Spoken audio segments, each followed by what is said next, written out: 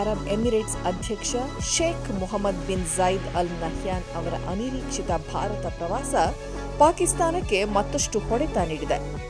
Sheikh Nahyan ಅವರ 3 ಗಂಟೆಗಳ ದೆಹಲಿ ಭೇಟಿಯ ನಂತರ ಇಸ್ಲಾಮಾಬಾದ್ನ ಅಂತಾರಾಷ್ಟ್ರೀಯ ವಿಮಾನ ನಿಲ್ದಾಣ ನಿರ್ವಹಿಸುವ ಯೋಜನೆಯನ್ನು ಅಬುಧಾಬಿ ರದ್ದುಗೊಳಿಸಿದೆ.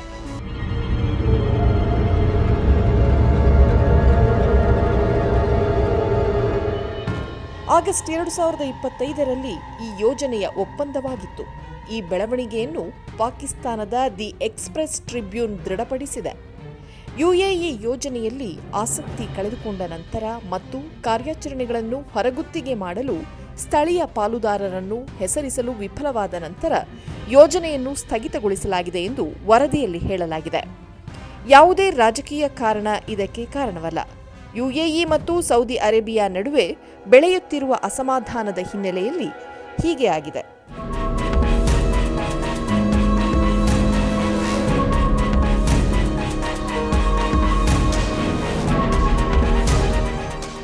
ಯೆಮೆನ್ನಲ್ಲಿನ ಪ್ರತಿಸ್ಪರ್ಧಿ ಗುಂಪುಗಳಿಗೆ ಬೆಂಬಲ ವಿಚಾರವಾಗಿ ಒಮ್ಮೆ ಗಲ್ಫ್ ಮಿತ್ರ ರಾಷ್ಟ್ರಗಳಾಗಿದ್ದ ರಿಯಾದ್ ಮತ್ತು ಅಬುಧಾಬಿ ಅಸಾಮಾನ್ಯ ಸಾರ್ವಜನಿಕ ಘರ್ಷಣೆಯಲ್ಲಿ ಸಿಲುಕಿಕೊಂಡಿದೆ ಎಂದು ಪಾಕಿಸ್ತಾನದ ಮಾಧ್ಯಮಗಳು ವರದಿ ಮಾಡಿವೆ.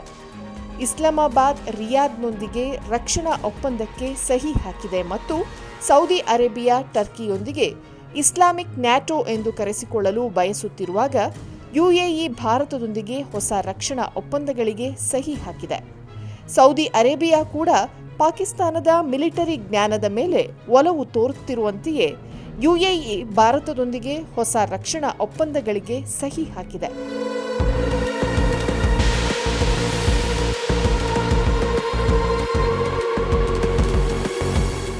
ಸುಮಾರು 4 ದಶಕಗಳ ಹಿಂದೆ ಯುಎಇ ಪಾಕಿಸ್ತಾನದ ಅತಿದೊಡ್ಡ ವ್ಯಾಪಾರ ಪಾಲುದಾರ ರಾಷ್ಟ್ರಗಳಲ್ಲಿ ಒಂದಾಗಿತ್ತು.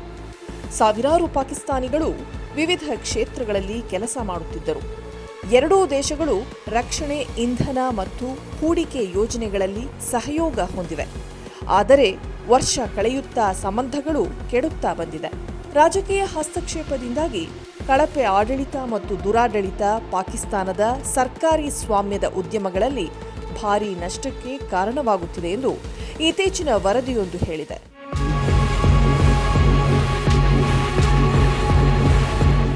ಇಸ್ಲಾಮಾಬಾದ್ ಕಳೆದ ವರ್ಷ ತನ್ನ ಪಾಕಿಸ್ತಾನ್ ಇಂಟರ್ನ್ಯಾಷನಲ್ ಏರ್ಲೈನ್ಸ್ ಅನ್ನು ಖಾಸಗೀಕರಣಗೊಳಿಸಿತು.